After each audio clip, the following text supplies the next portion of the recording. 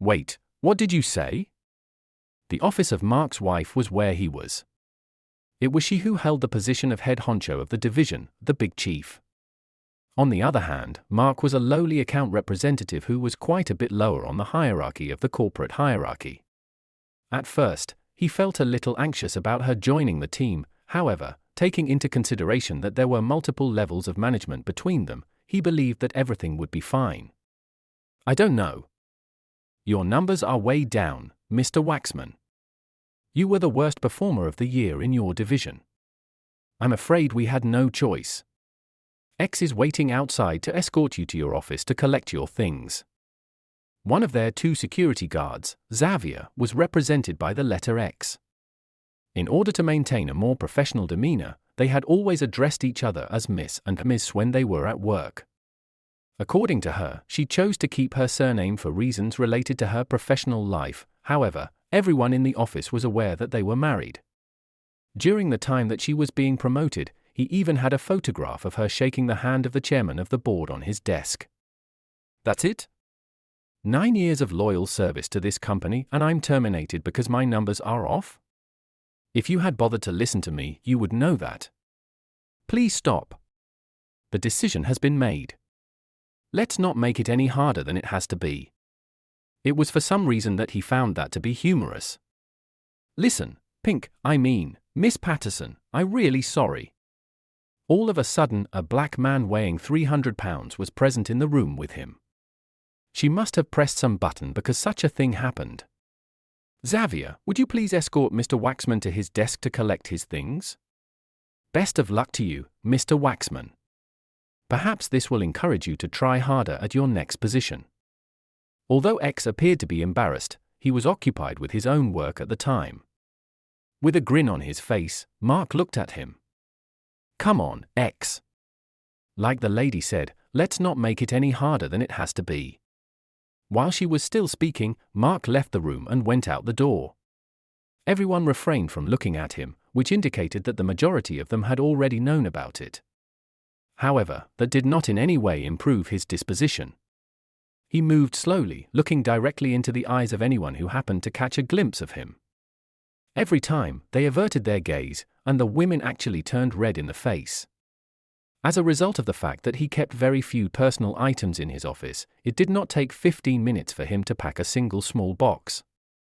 When X spoke, he was on his way out the door. He handed Mark the pricey pen and pencil set that she had given him when he was awarded Salesman of the Year for the first time. You forgot this, Mr. Waxman, he said as he extended the set to Mark. After giving it a brief glance, Mark went ahead and discarded it alongside her photograph in the garbage can. No, I didn't. Mark was able to return the company car to the company because X drove him home. Eventually, after a number of attempts at conversation, he understood the message and stopped talking. When Mark exited the vehicle, X extended his hand to shake his hand. Mark accepted it because it was simply his job, and he had a strong affection for the individual. Sorry, man. Sorry it happened like that. In spite of the fact that he didn't feel like smiling, Mark smiled. Me too. As soon as he walked in, he looked around the house as if it were the very first time he had ever seen it. The sudden realization dawned on him that his presence in the house was not particularly noticeable. It appeared as though she was downplaying his importance both at home and at work.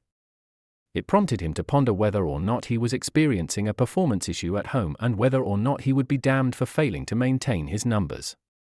She arrived around 7 o'clock, which was late even for her.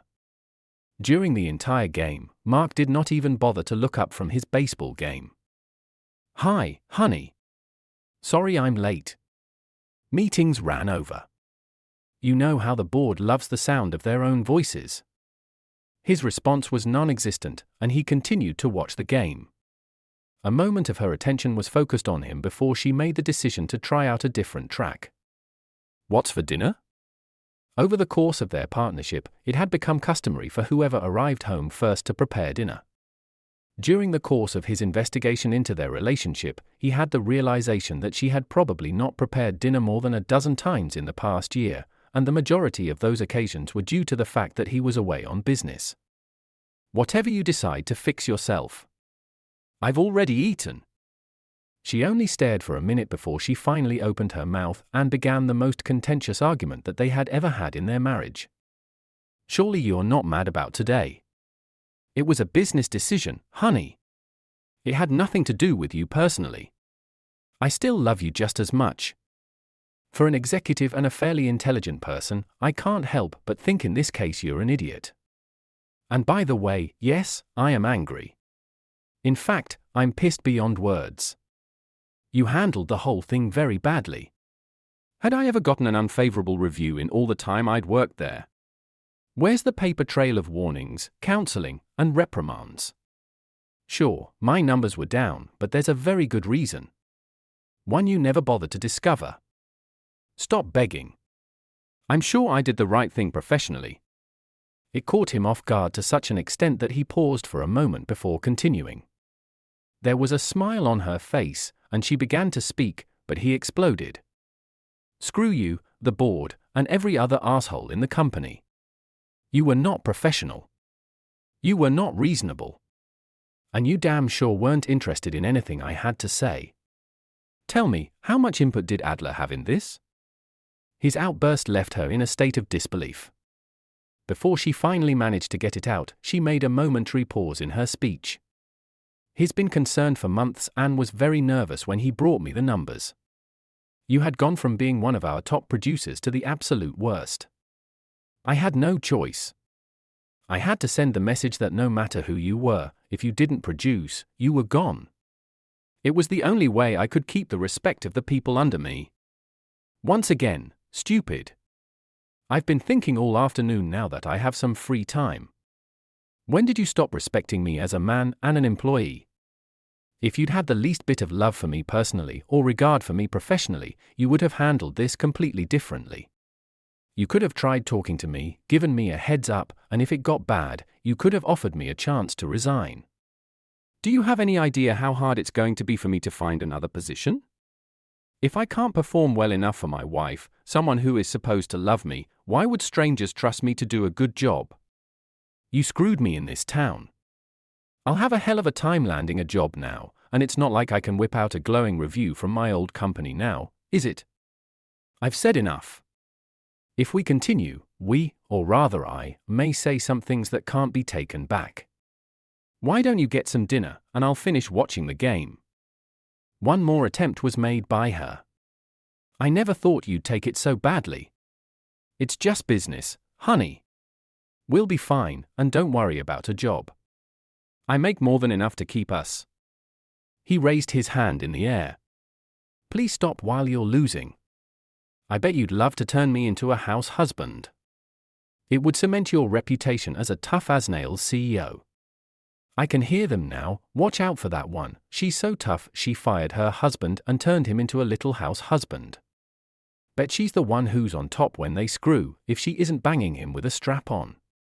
Wonder if she makes him wear panties around the house. Well, you can forget that. I'll eventually land another position somewhere, even if it's not here. Now, please stop talking. At long last, he had succeeded in making her angry. Fine. Sulk, get angry. It might give you enough motivation to do a good job next time. FYI, honey, your little tantrum put the skids on the extra good loving I had intended to give you tonight. Looks like it'll be you and your fingers if you want any release in the near future. He made a shrugs. Fine. At least they won't fire me if I don't perform as expected. That one struck her in a powerful way. After a series of unsuccessful attempts to formulate words, she finally let out a scream of exasperation and stormed out of the room. In the kitchen, he heard her rattling pans, and he assumed that she was the one who prepared her dinner. After some time had passed, he became aware of her ascending the stairs. Upon her return, she was dressed in that absolutely no sex for you tonight outfit, which consisted of a wrinkled sweatshirt and an old t-shirt. The fact that he did not make a comment appeared to irritate her. As they sat there in silence, he allowed it to stretch out. At long last, she made her voice heard. I'm sorry, okay? I wrestled with it a long time before I made the decision. I do love you, and it isn't the end of the world. We can stop talking about it. What's done is done, and you can't unring the bell. I'm going to bed. I need to get up early and put some feelers out, see if I can salvage anything out of the fiasco you turned my life into. Good night. She struggled to come up with something to say, but in the end, she decided to say, I'll be up in a little while. He was already asleep when she screamed at him, which roused him from his sleep.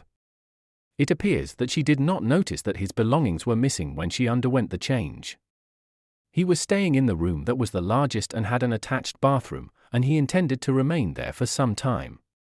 In a short amount of time, she began to approach the door and insist that he let her in.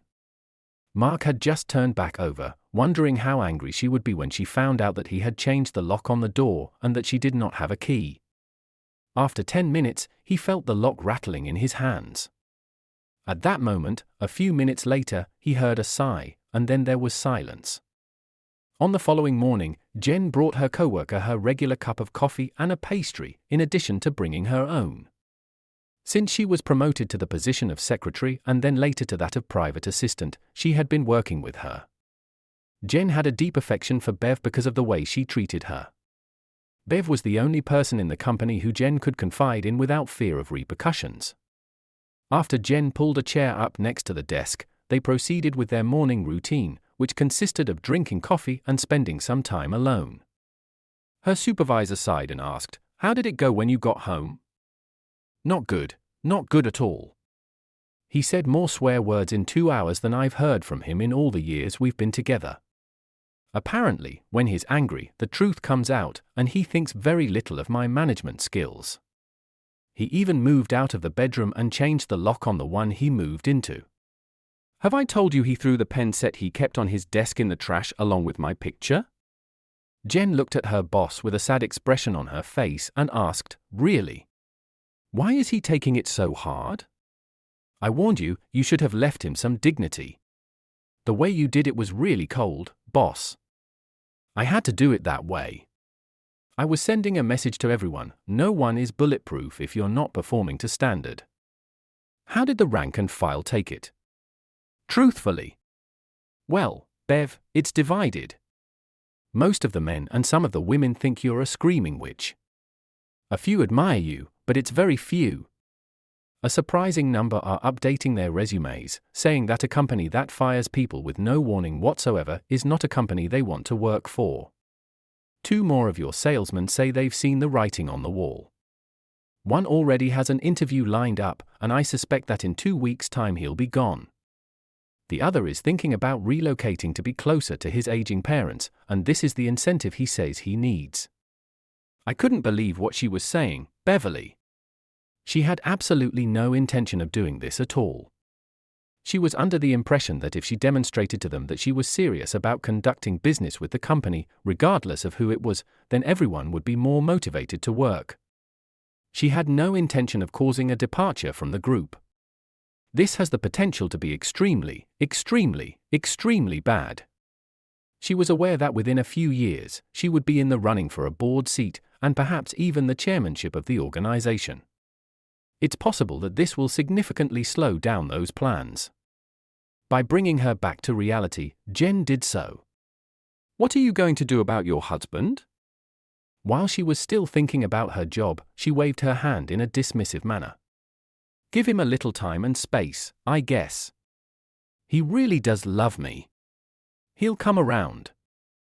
Despite the fact that Jen had a feeling that it would require more than that, she chose to remain silent.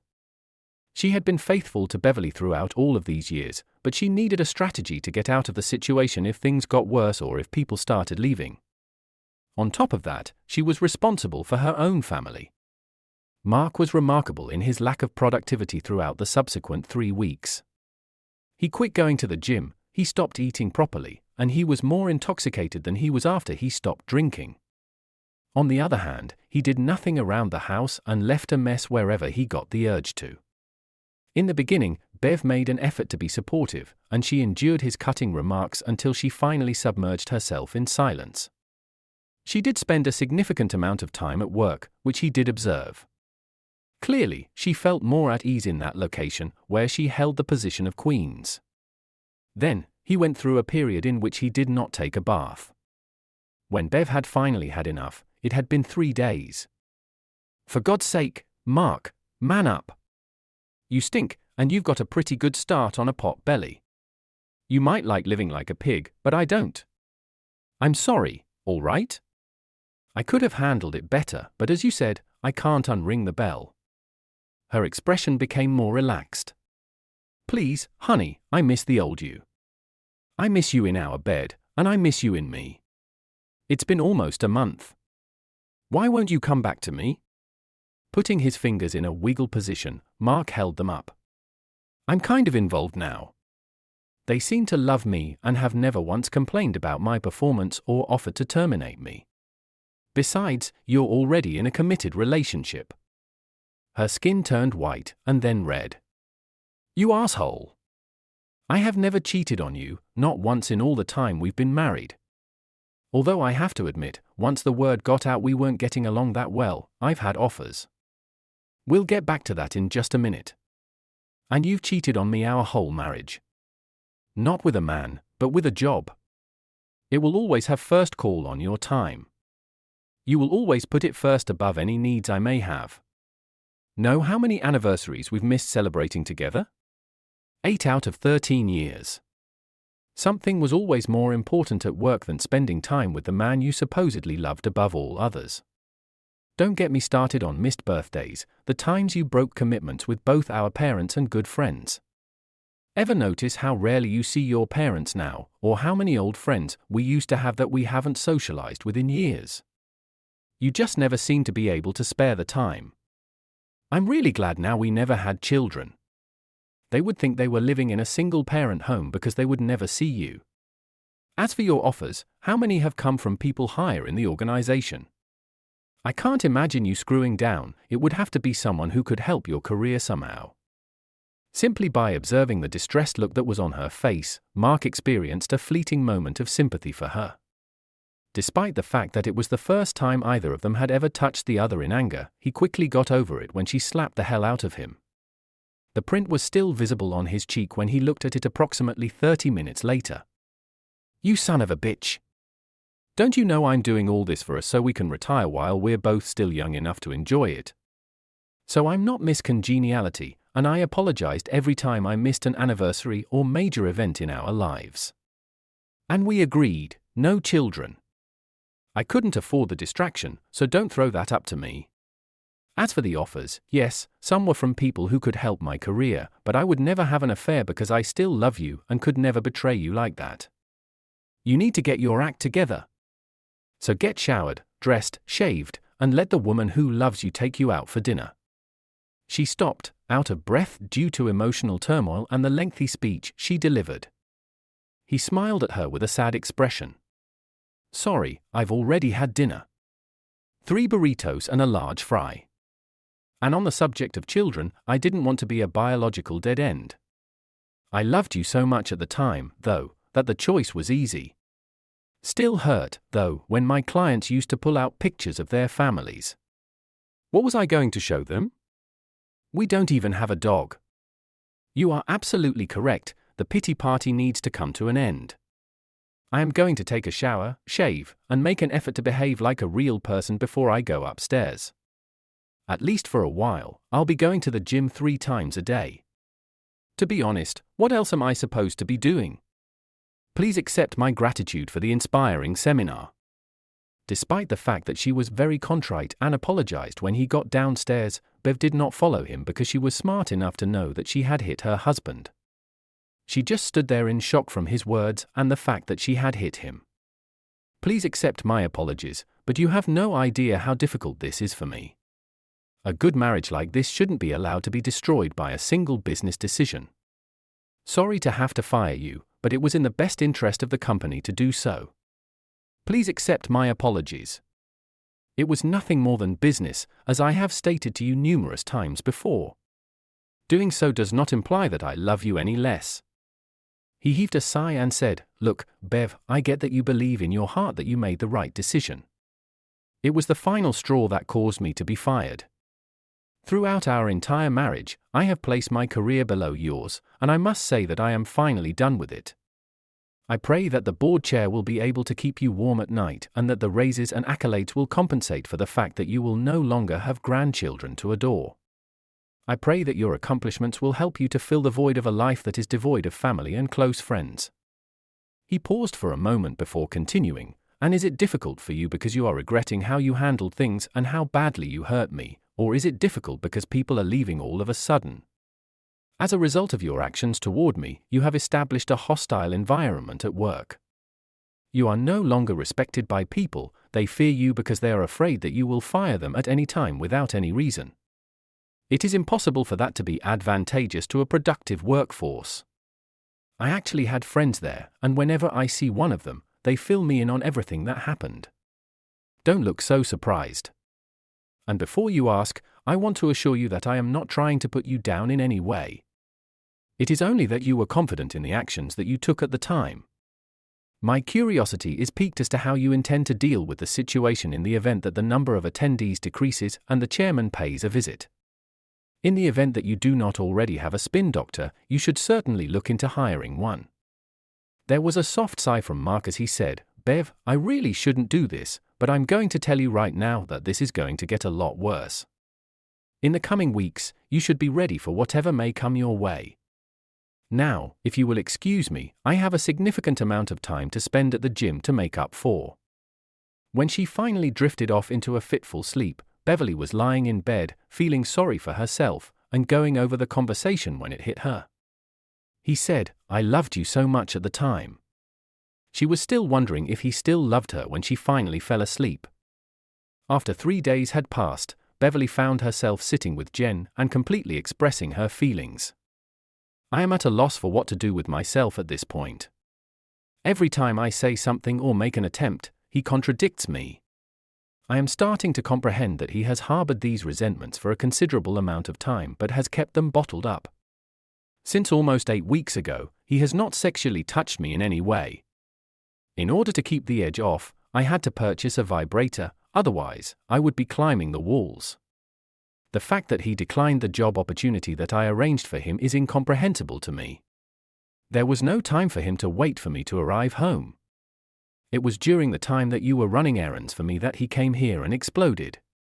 It's a relief to know that it was lunchtime and that the majority of people were either out of the office or in the break room. What caused him to become so enraged when you were merely attempting to assist him? Well, I had to make a promise to the president over there that if he assisted me, I would send some of our business their way. The situation was going swimmingly up until the very last sit-down, when the guy laid out the plan. It was only as a direct favor to me that he hired him, and that was only after I had made some concessions to him previously. Mark was informed that he was being given the most difficult territory possible, and that if he did not bring the numbers up as quickly as possible, he would not be able to make it through the probationary period. In response to his statement, he told him, just because your wife carried you for all those years does not mean that I will be as understanding. What was Mark's behavior? He got to his feet and thanked the individual for the interview in a courteous manner.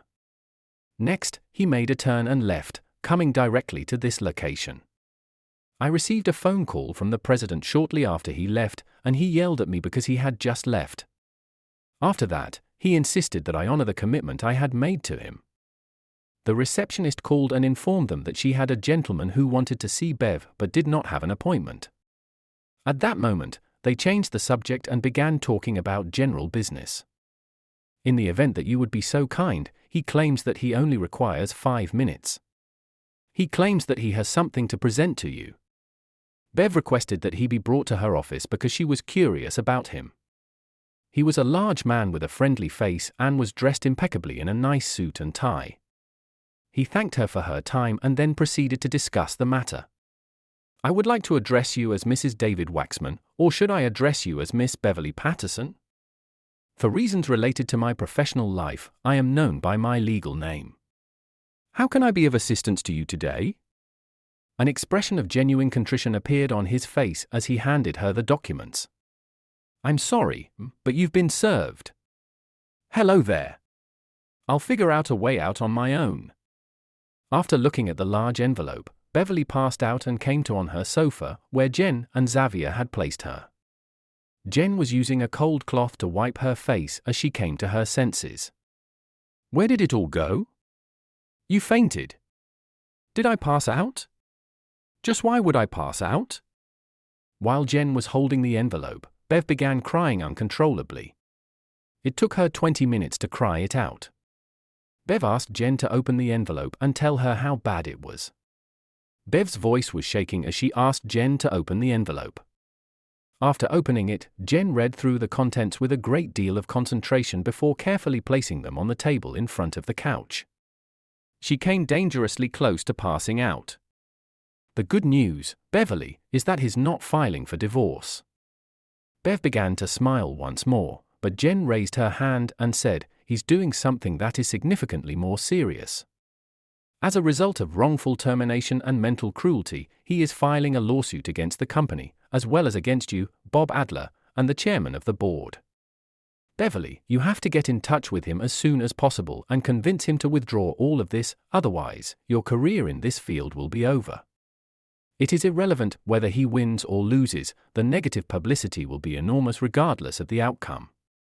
Even if you are able to keep your job, you will never be able to advance in your career."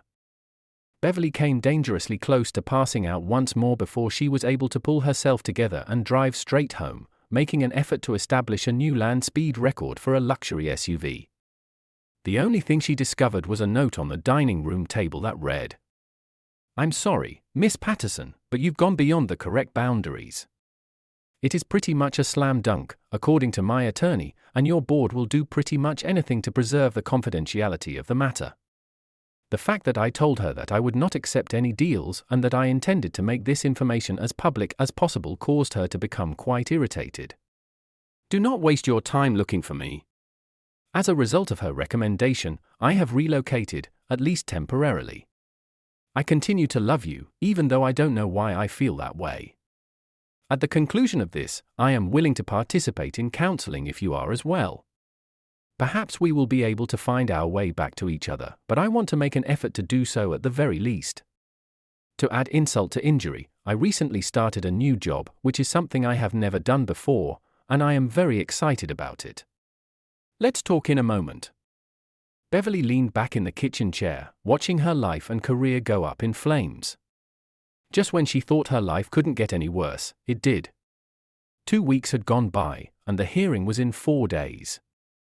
The board had sent an independent HR expert and a lawyer in, and it didn't look good. The discussions they'd had with the employees did not paint her as the best of bosses. She was sitting in her chair, staring into space instead of working, when Bob Adler burst into the room. She had always liked Bob, had actively recruited him, and he'd done a really good job up until then. He'd flirted hard after she had fired Mark, and Beverly had leaned on him to help with the pain. She was lonely and depressed, and when he offered to take her to dinner to forget her problems for a while, she accepted. They wound up drinking way too much wine, and when he kissed her, it felt so good she didn't stop him. Then reason kicked in, and she pushed him away. He apologized, and Beverly stopped any non-professional contact, even though he pleaded with her to give it a chance. "Bev, you have to take action in order to handle this situation. Goddamn it." The decision to not sign the contract was just made by Solomon Enterprises, who just had a phone call. 18% of our company's revenue has been lost. They only stated that they had discovered a more reliable and less expensive source whose quality was comparable to or even superior to ours. I was informed that they would be delighted to allow us to submit a bid for the following year. However, if this new supplier were to be successful, it had to be something truly remarkable. In the event that this is not sufficient, both Apex and Steward Industries have been dropping hints that they might be going to another company. There is an additional 8%. Bev wasn't sure she had a marriage left, but a surefire way to finish it would be to go out with Bob and for Mark to find out about it. That was the very last thing that Beverly wanted to hear. If they lost a quarter of their business, especially while they were tied up in the wrongful termination case, she was toast, as well as Adler and possibly a few others. She needed to move on this quickly. She sent Bob out, especially when he started pestering her for another date, saying that it would be okay now that she was separated. She needed to move on with her life more quickly. "Good morning, Mr. Solomon," she said as she reached for the phone. "I am grateful that you answered my call." "Thank you very much, Beverly, and I'm curious to know how many times I've asked you to refer to me as yes. Over the course of all this time, I'd like to believe that we were friends." "Yes, we are, S. Please say hello to Susan on my behalf, and I've heard that your daughter recently received her MBA from Wharton. Does she have the potential to become Solomon Enterprises' future leader?" "I want to hope so," he laughed. "Already, the girl is more intelligent than I have ever been. It is my intention to give her 3 years, after which Susan and I will set sail and disappear into the sunset." "That is a very pleasant sound, S. Probably you are aware of the reason I am calling you." "Please accept my apologies, Beverly. Our quality standards are exceeded by the new supplier, who is also more cost-effective and faster. It is impossible for me to disregard the difference because it is of such a significant nature." "Are you able to sign the contracts at this time?" "Not yet, but we're scheduled to finish up the paperwork in 2 weeks." "Okay. Kindly, S. Give me the opportunity to determine whether or not I can match or even better their deal. All I ask for is 1 meeting, that's all." With a sigh, he said, "All right, for the sake of the good old days, I'll give you 1 shot. I'll be there waiting for you to set it up." After having a conversation with S., Beverly was confident that she would be able to regain the business, so she decided to stop worrying about that and instead concentrate on the upcoming hearing. Mark was at loose ends and about to go out of his mind. It looked as if he had any hope of finding anything in his line of work. He was going to have to expand the search area, and that meant moving. He was at the gym, straining his guts out, wondering if he had a marriage left at all. Yes, he had coasted the last year, but Beverly never once allowed him to tell her his line of thought. She didn't know he had deliberately let orders dwindle or that his core base of customers was fine with it. It was blind chance that after he left the gym, he ran into S. Solomon and his wife Susan. S. had been one of Mark's first customers. In fact, they went back 8 years. After they got past the customer-salesman relationship, Mark was treated like family. He once told Susan she was the smart aunt he'd wished he had when he was growing up. That statement cemented their relationship, and Mark had even introduced her to others as his favorite aunt. Susan would giggle and coo, and S. would grin at her antics. "What a shock, Susan, what a miracle. I am overjoyed to see you again. Is your visit to this city for business or for pleasure?" "I am delighted to say that it is my pleasure. Just now, we emerged from the theatre venue. I have always been interested in watching The Odd Couple, and according to what I've heard, this is the best-hing version of the revival that is currently available. It was imperative that we show up as soon as we learned that they would be present." S. just smiled. He once told Mark that his real job was to make his wife happy and his business was just a means to that end. He never forgot a birthday or anniversary, and most of his employees benefited from it because he instituted a policy of giving his employees a half day off on their wedding anniversary and the whole day off afterward to recover, as he put it. He also paid them for the time off. Turnover in his office and factories was the lowest in the state. Someone had to pass away or move before there was an opening. Every woman got roses and chocolates on her birthday, and every man got something in line with his hobbies, be it a box of golf balls, a new fishing reel, or fine cigars. Executives came to his business to observe his operation, and while many changed nothing, a few. Eventually, however, they brought up Mark's situation, which caused Susan to be perplexed and S to feel a little irritated. They insisted that Mark join them, and for the next 90 minutes, he forgot about his problems and admired what a genuine relationship was. "You were among the very best of her. Nothing about it makes any sense to me. Did she not comprehend the logic behind your argument?" "She never gave me the opportunity to explain," I said. "Just now, S summoned me to her office and terminated my employment in the most public manner that was possible. It has poisoned the well here in the area. It seems that I will be moving in the near future." Susan raised her voice and asked, "Is Beverly aware that you are contemplating this? Are you able to get her to accompany you?" "No, she doesn't know yet, and she would never leave her lover." Before you ask, Susan, I have to convince myself that she has never cheated on me, at least not in a physical sense. It is not the case. Her lover is her job, and just like a skilled seducer, it has provided her with opportunities that I would never be able to match. After a brief period of silence, S smiled and said, since you're at a loss for what to do next, my boy, I would like to invite you to come visit me within the next few days. I might be able to be of assistance to you. Mark went to SS office 3 days later because he had nothing else to do. They engaged in some light conversation about the general business of the day for a few minutes before S asked what appeared to be a question of no consequence. What are your thoughts on the RGP Group? Mark had indeed. It was a new company out of South Korea trying to break into the US market. He had met the youngest son of the owner in an airport while they both waited on a delayed flight. They found out what each other did, and he happily showed Mark some of his products on his laptop. Mark looked them over and realized they would be in direct competition with his company.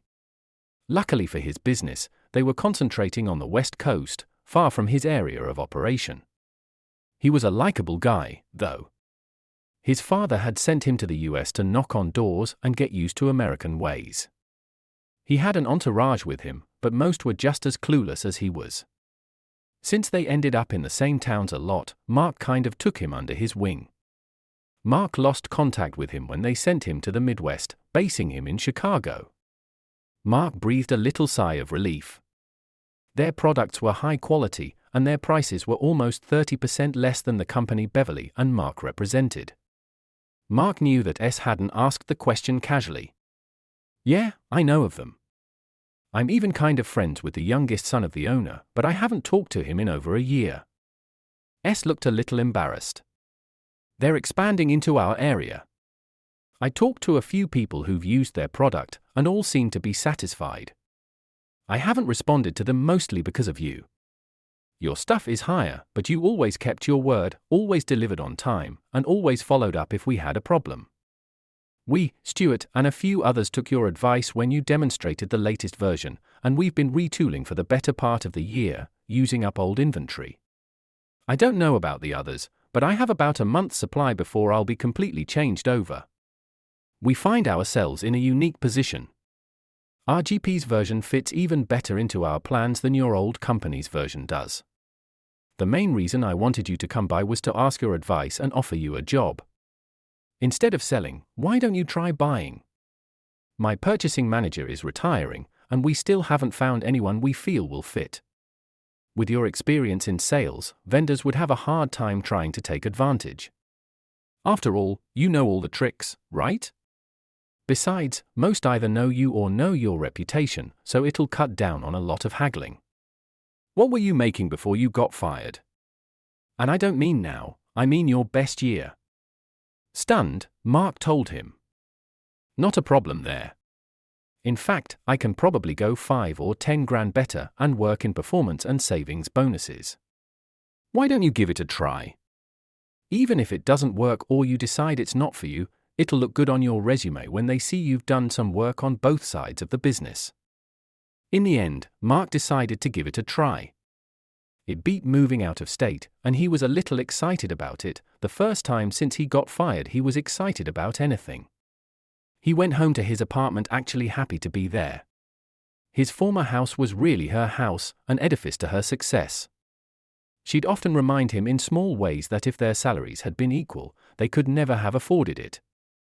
Mark thought a little about the upcoming hearing. Inside, he wondered how much of what he was doing was seeking justice and how much was revenge. Probably half and half. He knew if he won, Beverly's career was over. Even if she got to keep her job, it was as far as she would ever go in the company. If he lost, it would still take years to recover from the damage. Would he be happy if he was vindicated? Probably. Would he be happy about hurting her career? In honesty, he thought he would, just a bit. Not because of who they were, but because she needed an object lesson in how to treat people and to remind her the world didn't revolve around her. Thinking back to when they first got together, he remembered a fresh-faced young woman who had set goals, her determination as strong as her abilities. He remembered when she got her first promotion. He had taken her out to dinner to celebrate at a place they normally couldn't afford. When she objected, Mark showed her his very first bonus check, telling her she wasn't the only one in the company who was rewarded for hard work. As fresh as it was yesterday, he remembered the lovemaking, the celebration of two young people desperately in love and on top of the world. He also remembered afterward, as they lay exhausted, her head on his chest, her hand rubbing across his stomach as he toyed with her hair, thinking things were just going to get better. To make a long story short, they didn't get better. Mark watched as each promotion sent her a little farther away from him. Her clothes got more expensive, her makeup and hair done by top-of-the-line professionals, and she got angry if he even tried to kiss her before they went out to one function or another, always with her as the center of attention. He remembered standing around, mostly ignored, feeling useless. Finally, he stopped going except to really important events. Bev was pissed at first, saying it sent the wrong message before spinning it to look like it was her idea. He nearly tore her head off when it got back to him that she told people he didn't go because he was embarrassed that he couldn't keep up with the conversations. He made it a point to go to every function for a while, seeking out someone important to her clients especially, and having long, in-depth conversations about things she never had a clue he even remotely knew. It got to the point she asked him to tone it down so the focus could be on her. Well, today is the day, Beverly thought as she walked towards the conference room at the local state employment office. Her career would either be over or not depending on the outcome of the negotiations. She hadn't seen her husband in almost 3 weeks and was surprised at his appearance. He had lost most of the spare tire, let his hair grow out a little, and was sporting a closely trimmed beard. It made him look distinguished and young at the same time, if that was possible. There was what could only be described as a blonde bombshell sitting beside him, but Bev knew looks could be deceiving. This was Amanda Austin, one of the most experienced and feared labor lawyers in the state. She was there more as an observer, gathering more data for the lawsuit she knew was coming. Beverly had the best counterpart her company had to offer with her. He'd spent a little time coaching her on how to answer the inevitable questions, how to project confusion on how this had happened when all she was doing was what was best for the company. She asked him how he thought they would do. This case is a train wreck waiting to happen. There's no paper trail, no write-ups, no warnings, no explanation of the consequences if he didn't improve. His last review was very complimentary. By company policy, you should have had his manager handle the termination with someone from HR as a witness. He was entitled to an appeal to the next person up the food chain, in this case, you. Since you fired him and never gave him his chance to take it to a higher authority, you once again breached company policy. You know, I read your file before I came down, and you got really good reviews. The Home Office and the board talked about you in the highest terms. Yet here you are making a mistake someone fresh out of college would avoid. I'll do my best, but if he wants to make it ugly, we can't stop him.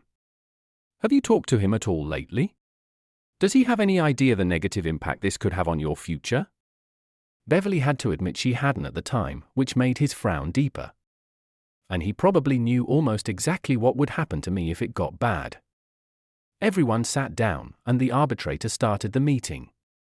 She had a video camera set up to record everything.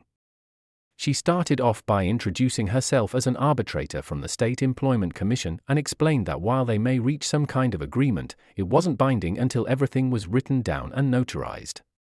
She also explained that if an agreement couldn't be reached or if either party disagreed with her decision, they were free to take it to the Capitol or, if that failed, court in the form of lawsuits. First, she thanked the HR representative for sending her a copy of the company termination policy beforehand so she could familiarize herself with their procedures. Before she let anyone else speak, she asked a few questions. Mr. Waxman, Ms. Patterson, I understand you are man and wife. True? Beverly said yes as positively as she could, and Mark just nodded. Tell me, Ms. Patterson, if you will, how has this impacted your marriage? Do you consider what your husband is doing reasonable? I'd like to clear this up before it gets to the civil stage. Mark didn't speak up, so Beverly went first. We are most definitely married and will remain so. Yes, it has absolutely impacted our marriage. He's moved out, hasn't talked to me since he did, and now we're here. I must have told him 100 times what I did was just business and it shouldn't impact our private lives. I really don't understand why he's doing this." The arbitrator thought the woman delusional. How could it not impact their marriage? She had told him he had no value to the company, terminated him after 9 years, sent him home, and couldn't understand why he was angry. She turned to the husband. "Mr. Waxman, care to comment?" "On the advice of my lawyer, I am not here to discuss my domestic situation. This meeting is solely to determine if my wrongful termination complaint has merit." "Fair enough. Ms. Patterson, please tell me exactly what occurred the day you terminated Mr. Waxman and state your reasons for letting him go." Bev explained how his supervisor, Bob Adler, had come to her to discuss the terrible sales record of Mr. Waxman going back almost a year. She stated she had no idea his numbers had gotten so bad and that, after discussing it in depth with his manager, they agreed he should be let go. She also said it was the hardest business decision she had ever made, but she had to put the interests of the company first. The arbitrator asked for documentation and frowned when none could be produced. "Tell me, Ms. Patterson, if this employee had a very good record for 8 years and then his sales plummeted, would you not have been curious and tried to determine why? If he had been a good employee for so long, surely he deserved a chance to turn his sales around." A probationary period, explained in detail and writing, outlining what failure to produce would result in, and monthly monitoring to ensure he was going in the right direction. "The reason I ask is that very scenario is described in the company manual your HR department sent me for employees with at least 5 years of tenure." Beverly squirmed and gave her coached answer. "That is correct, but as CEO, I have the authority to terminate anyone at will. The numbers had dropped so radically I thought we were in danger of losing some very old and lucrative accounts. In fact, that is exactly what is happening. I felt I had no choice." The arbitrator nodded, then turned to Mark. "Sir, does this sound reasonable?" Mark actually grinned. "Not at all. There was a reason the numbers were low. I even tried to explain it to Ms. Patterson a few times at work and in our domestic situation, but she told me I needed to stay out of things above my pay grade, so I dropped it." "Tell me then, why did your numbers drop so dramatically?" "Believe it or not, it was planned. We were coming out with a new and improved product, and there was a lot of old inventory still available. I talked the customers into buying the new product by discounting the old and clearing it out of inventory. I have here statements from 4 of our customers substantiating this. As soon as the old reached a predetermined threshold, they were going to order the new in bulk. It was a win-win for everyone. They got the old inventory at a discount, which would be more than made up for when they ordered the new. So yes, I goofed off a little, played golf, and had dinners with clients while we discussed projected volume. I never, not once, forgot I had the best interests of my company to watch out for. My immediate supervisor knew all this. Why isn't he here? I asked specifically for him. This isn't a court, Mr. Waxman. I can't force someone to appear at an informal hearing. Do you have any proof of your claims?" Amanda Austin reached into her briefcase and extracted some paperwork, passing it to the arbitrator. She read through a few pages, frowning. The corporate lawyer tried to stop her, but she once again told him this wasn't a courtroom. He settled by demanding to see the documents after she was through. She would hand him a sheet when she finished with it, and his own frown got deeper. They argued back and forth until the arbitrator put a stop to it. She sighed and leaned back in her chair. "I've heard and seen enough. Ms. Patterson, you were in direct violation of company guidelines when you terminated him. To put it in legalese, you denied him due process. My finding is that Mr. Waxman was let go without cause or recourse to his rights under company guidelines. Therefore, I'm ordering you to give him his position back with no recriminations and pay his salary from the time he was separated from the company until now. Either of you may appeal this decision if you wish, but you will have to travel to the capital, and it will be considered a legal proceeding. Does anyone object at this time?" Her head down in despair, Beverly shook her head. Now Mark spoke. "I'll accept the back pay, and thank you. I will not return to the company because I feel it would be a toxic environment. Besides, I have a new job that I'm really enjoying. Well, she was truly screwed.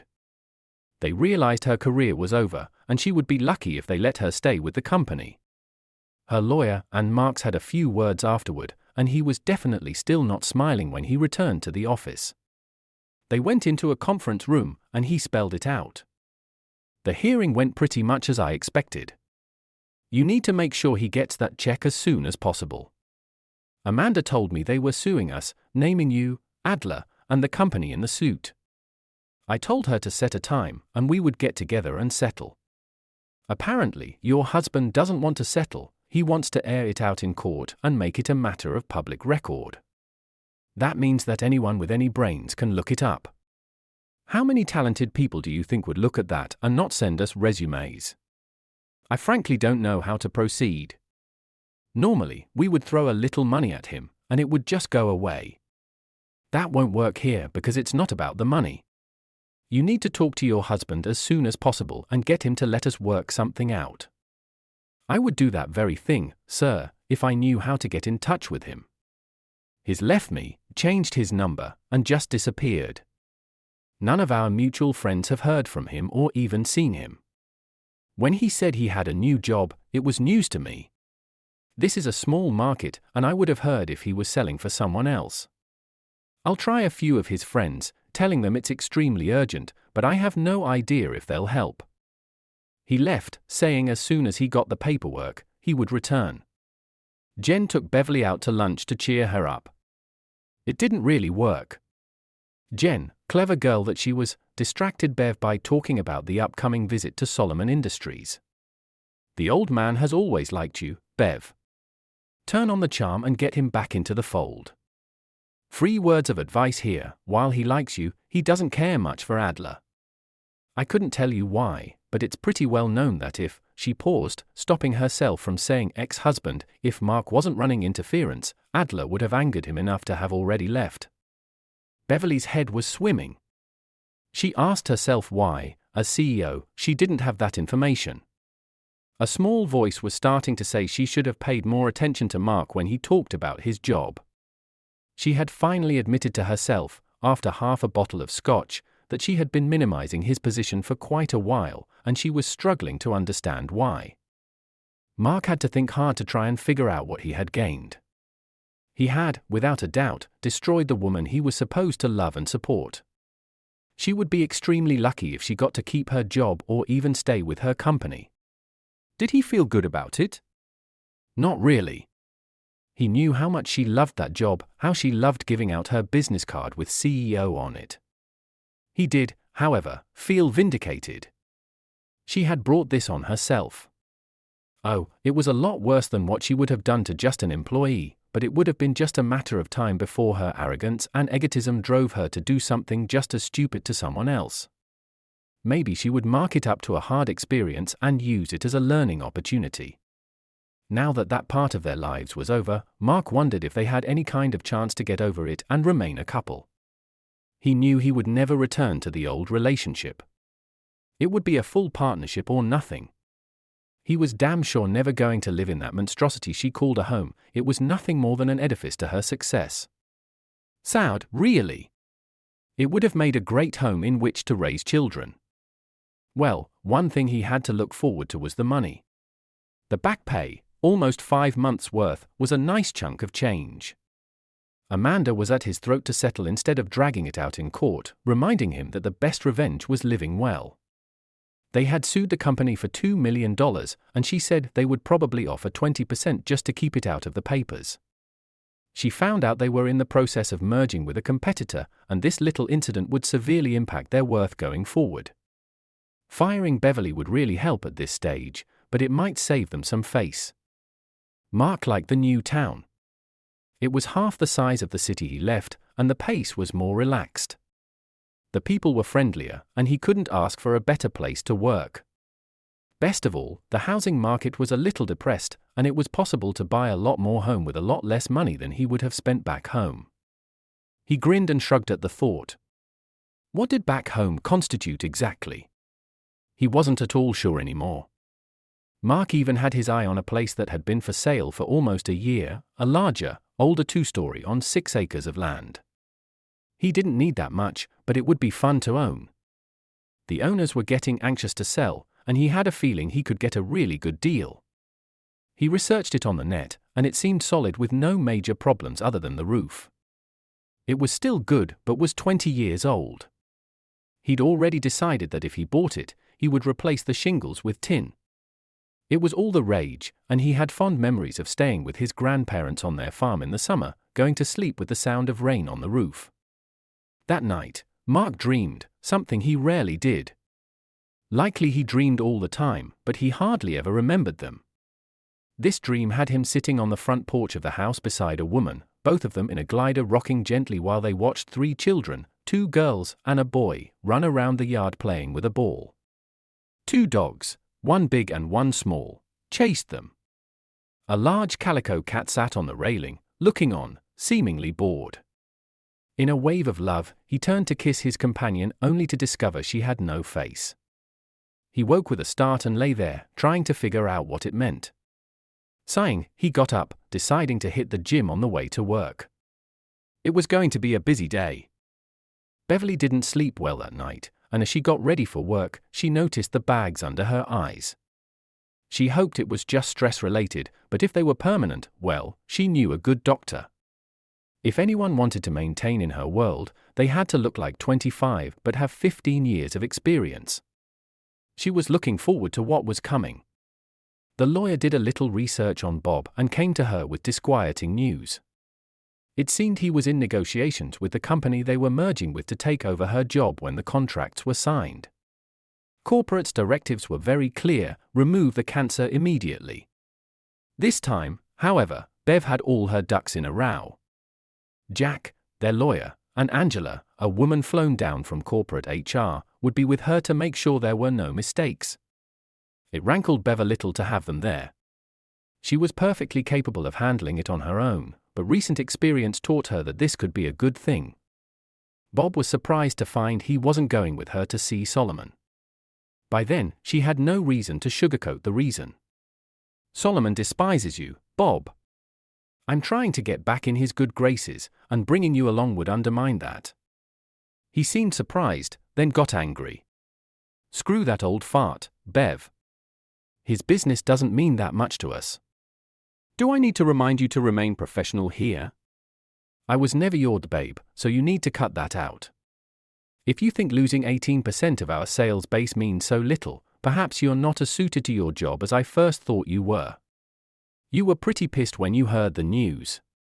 Think about that while I'm gone, and remember we need to meet after I get back, so keep your schedule flexible. I'll call you when I return. She enjoyed the look on his face as she left and couldn't wait to see it when they lowered the boom that afternoon. Pushing him out of her mind as she drove, she worked on her presentation to S and his new purchasing manager. It had to be just right if she were to have any chance. S was waiting at the restaurant, even though Bev was 15 minutes early. He stood and seated her, and she appreciated it. Mark had always been well-mannered, taught by a great uncle who instilled in him that manners never went out of style. She missed that, among other things. They chatted for a minute, but when she started talking business, he stopped her. Please, Beverly, let's wait for my purchasing director. I want his opinions and insight on anything we go over. He should be here any minute, in fact, here he is now. Bev turned to greet him, and the words died in her throat. Mark. He was the new purchasing director. If she wasn't dead in the water before, she was now. He must have seen the despair in her eyes and spoke to her gently. Hello, Beverly. Wow, you went all out. I bet I haven't seen you in that dress 3 times, and every time was an important event in your life. I can see why you wore it, though. You always looked spectacular in it. Beverly didn't know how to answer, so she changed the subject. This is the job you talked about in arbitration? You're in purchasing now? For a salesman, that must be like going to the dark side. He grinned. It is, kind of, but it's really just sales in reverse, if you can understand what I mean. Besides, it's worth it when I see salesmen and they realize who I am. It blows their plans completely. I've been there, done that, and there isn't much they can surprise me with. It actually makes things easier. They know they can't fool me, so they just get down to negotiations. That being said, let's enjoy lunch and talk business later. It was surreal to Beverly, sitting there eating lunch with her husband, knowing he held all the power. She couldn't help but wonder if that was how he felt at times. Dessert over, with cups of very good coffee in hand, she began her speech. She pointed out how long they had done business together, how well they had responded to SS needs, and how they could continue to serve him with excellence in the future. Mark let S take the lead, for which he was grateful. S listened but stopped her halfway through. All you say is true, Beverly, but let's not forget who landed our business in the first place and served us so well over the years. I was buying that as well as material. And now, well, the situation has changed. Before you ask, yes, I did have a verbal commitment with your salesman. Once he left the company, though, I no longer considered it binding. The South Koreans, to be honest, have a better product at a great price. It exceeds the specifications we have for your product. My purchasing agent happens to know the son of the owner and finds him trustworthy. Who are you going to replace Mark with? Adler? I don't think so. I've never liked him, but more importantly, I never trusted him. Even if we had stayed with you, I'd insist on another account representative. He stood, looking down on her. I always liked you, Beverly, even if I didn't exactly like the things you did sometimes. I'm still your friend if you let me, but professionally, we're pretty much through. I have another appointment, so I'm leaving. You can continue to press your case with my purchasing agent if you wish. Best of luck. He said the last with a grin, bent down, and kissed her cheek. He still loves you, he whispered, but it's going to be a long road to get him to trust you again. Give it your best shot. Did Mark enjoy the lunch? Yes, on several levels. Did he enjoy her pain? Just a small amount. It was very satisfying to see her looking lost and confused and not the supremely confident megastar she projected most of the time in her natural environment. She looked at him sadly. We don't have a chance, do we? Are you talking professionally or privately? If you're talking business, then no, you don't. Their product is superior to yours in almost every way, much cheaper and readily available. Even if I were still with the company, it would have only been a matter of time before we started losing customers. You need to get with corporate and rethink your business plan. Maybe you should go in the direction I suggested a year ago, retool your assembly lines, get R&D more involved.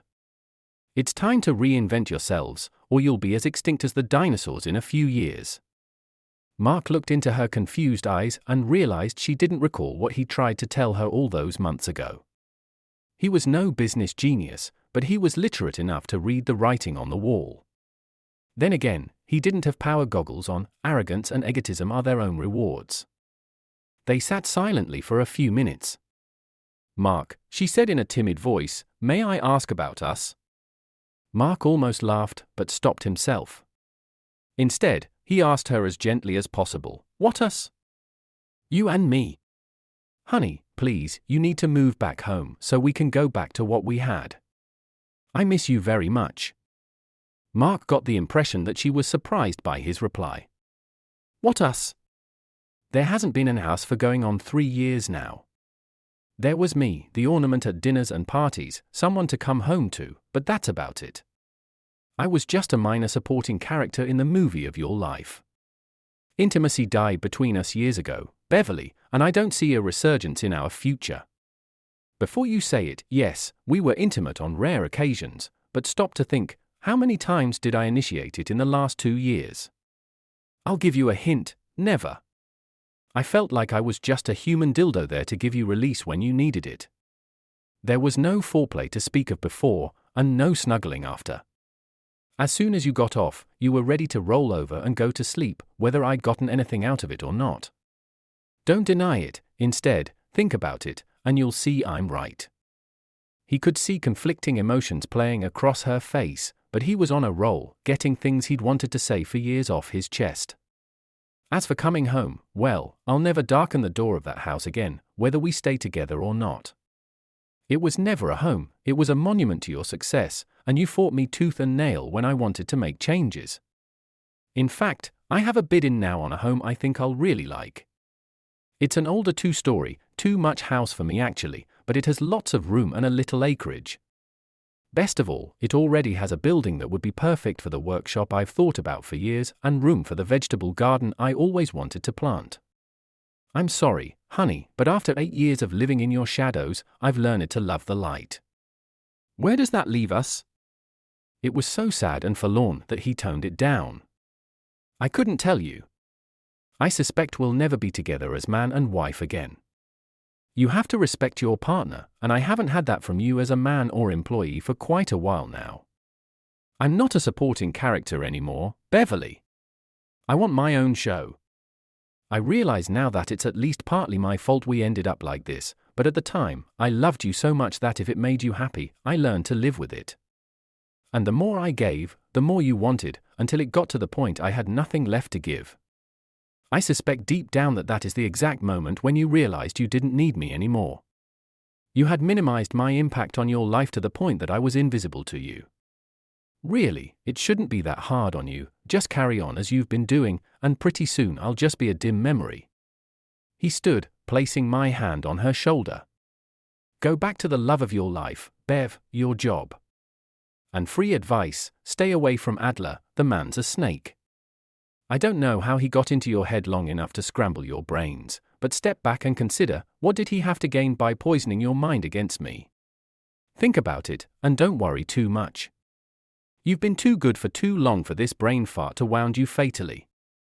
You might lose a notch or two and have to do some major butt kissing, but the company still knows your worth. Goodbye, Bev. He paused for just a second. I'm sorry my company and yours have come to a parting of the ways, Beverly, but really, it's just business, you know? She flinched, and he wondered if she caught his meaning.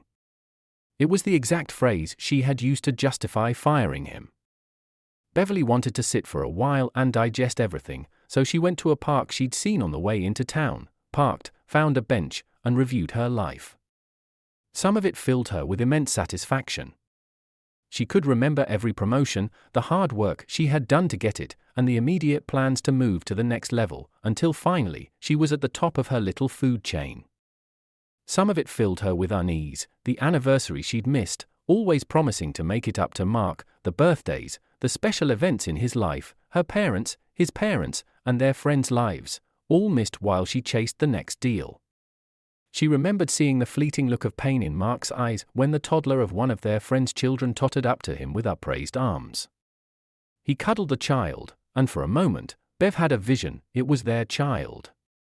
She shook it off, unless Mark would consent to being a full-time house husband, there would never be any children in their future. She'd seen many a woman full of talent and promise get sidelined and passed by because they couldn't commit fully to the job because of family. Besides, she was 36, so that ship had probably already sailed. She sat straight up in shock at her realization. God, Mark was right, he would always be second in her priorities as long as she continued on the path she had committed to. It must really have been like her having another lover when he couldn't compete with her job. It hit her then, to get him back was going to be a long and difficult road. She did want him back. Yes, she had minimized him to the point of no respect, but he was her rock, the one she always turned to when she needed comfort and assurance, positive that at least in his world, she was number one. The question was how? How could she undo the damage she'd done to his heart and his ego? Could she learn a balanced career and marriage enough to keep him satisfied and assured he was the most important thing to her? She knew it would be horrifically difficult, but she was a driven, goal-oriented person, and if she set her mind to it, Bev knew she could do anything. Satisfied, she watched the children play for a bit, a sad smile on her lips. After a few minutes, it turned into a real smile. The first stop on her journey back would be to fire one of the snakes in her garden. She tried to muster up some sympathy for Bob, but could find none. He betrayed her husband, her, and the company. She wasn't as dense as he'd imagined, but she had to admit she was vain enough to listen to him feed her ego. Now it was time for his sins to come home to roost. She called ahead and set the time. Their lawyer and the HR representative were ready. They had arrived while she was gone, and she knew that after dealing with Bob, there would be some tough choices to be made and some bad news she would have to deal with. So be it. She had weathered storms before, and that day just wasn't as important to her as it had been in days past. Bob came in all smiles that immediately went away when he saw who was in the room. She didn't have to introduce Jack, but he had never seen Angela. Bev went right for his throat. Bob, this is Angela from corporate HR. She'll be auditing this meeting. We've received some disturbing news about some of your recent activities, and in the interest of fairness, we've decided to hear what you say about it. Jack stepped in. I don't know how you found out about the merger talks, but when you did, you apparently ran right to their company and engaged in a smear campaign against our CEO and our company, trying to woo them into giving you her job. Don't act surprised, their representatives came to us in concern, so we know the whole story. I'm sorry to say the negotiations are on hold while we try to clean up our in-house mess. They made it clear that you have to go without reference for the talks to continue. Apparently, they've reached the conclusion that if you would do this to us, what's to keep you from doing it to them in the future? Bob went through several shades of red while he found his voice. So, you found out. Let me guess, I'm to be terminated for cause? At least this time, you got your ducks in a row. I know you will walk me through the appeal process, but I'd be wasting my time, so I'll go. Your company was right to try to dump this dinosaur. If there isn't a major restructure completed in the next 3 years, there will be nothing to spin off. He grinned at Beverly, which set her teeth on edge. You got too complacent, girl. I played you like a banjo, feeding that massive ego, undermining that loser of a husband, even if he was the best thing sales had going for them. I'm glad I never got around to screwing you. I bet you'd be next to worthless in the sack, you're too wrapped up in yourself to give pleasure to anyone else. Of course, I would have lied, told you how hot you were, until it was time to get rid of you. Whatever, it doesn't matter now. I'll leave today and send word to payroll where to send the last check. May you live in interesting times, Bev. Beverly flamed red. Mark used to say that a lot, and she never knew what it meant until Bob heard him once and explained it to her. It's a Chinese proverb or maybe a curse. Interesting times meant unrest, revolution, famine, that sort of thing, while boring times meant everything was good. Bev kept a neutral look on her face when she answered him. Same to you, Mr. Adler, and I'd like to add another wise saying, cheaters never prosper. Stop looking for the path of least resistance and try to earn something for once in your life. Goodbye. Jack and Beverly stood and started walking out. Bob, glowing with anger, started to speak, but Angela cut him off. The time for talk is over, Mr. Adler. You have some documents I need you to sign, and then you can get on with your life. Please do not make this difficult. The 2 large security guards that appeared just then made him think that might be a good idea. They bought the house, getting a really good deal. He immediately gave the roofing contractor he'd consulted the go-ahead, and 2 weeks later, the grey tin complemented the color of paint he had chosen for the exterior. While he was at it, he had the carpet pulled out and the original hardwood floors refinished. It had a wraparound porch, and Mark installed ceiling fans over the rockers and the porch swing to help keep it cool in the summer while he enjoyed the sunsets. He could have afforded the house using his back pay and part of his savings as a down payment, but he would have still carried a 15-year mortgage. So, he succumbed to my lawyer's pleas and took a settlement instead of going to court. It wasn't as much as they had hoped because, frankly, that division wasn't all that profitable anymore. He still got enough to buy the house outright, make the changes he wanted, and have some left over, along with his severance pay and all his savings. That had been another bone of contention. Bev would never agree to a joint account, so they each had their own and deposited a set amount into a household fund. He knew that if they divorced, he would be entitled to half the value of the house because they never had a prenup, and since their earnings were so disparate, he could probably get maintenance for a few years. He grinned thinking about how much that would have gulled her. In the end, he decided to let her do the defiling. After all, she determined everything else about their lives, so why should this be any different? He found that he was a natural in his new job. His years in sales benefited him greatly. Surprisingly, 75% of the salesmen he dealt with loved him. He didn't play games, expect gifts, or kickbacks, and he stopped doing business with anyone who tried to bribe or hustle him into accepting an inferior product. In general, he expected an honest price and excellent service. Those who dealt honestly and gave him what he wanted got his business. The other 25% learned quickly that Mark didn't require expensive dinners, outings to strip clubs, or rounds of golf at exclusive resorts. Some understood and appreciated his approach, others were so stuck in their ways they never learned, and they lost his business. S loved Mark. Their materials and service costs were 20% lower, deadlines were rarely missed, and Mark took advantage of offers to have vendor technicians come in and observe and make suggestions, about half of which they took. The line workers loved Mark because their job got easier and their production bonuses got larger. Susan insisted he come to dinner at least twice a month, and the conversation inevitably turned to his domestic situation. S wisely stayed out of it, but Susan would not be deterred.